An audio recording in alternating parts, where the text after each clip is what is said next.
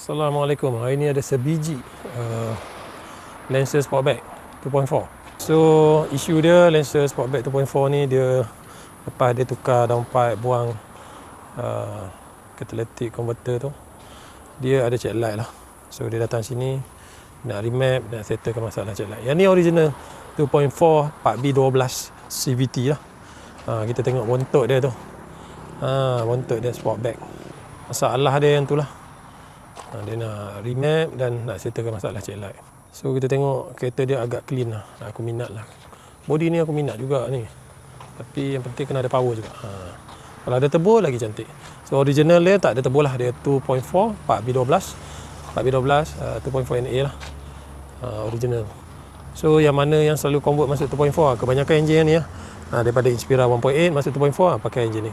Ataupun 2.0 pergi 2.4 pakai enjin ni. Tapi yang peliknya bila Inspira pakai enjin dia kan, memang betul power, jadi sampai spin. Tapi bila dia sendiri kat body ori dia, tak adalah laju sangat. Macam mana pun dia nak kena remap baru datang keluar dia punya kelajuan tu. Okay.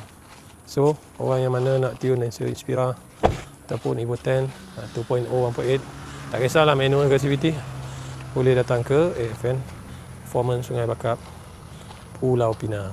Korang nak set up macam mana pun boleh. Nak set up exhaust, nak set up accelerator, air intake semua kita boleh buat dekat AFN Performance. Alright guys, Assalamualaikum.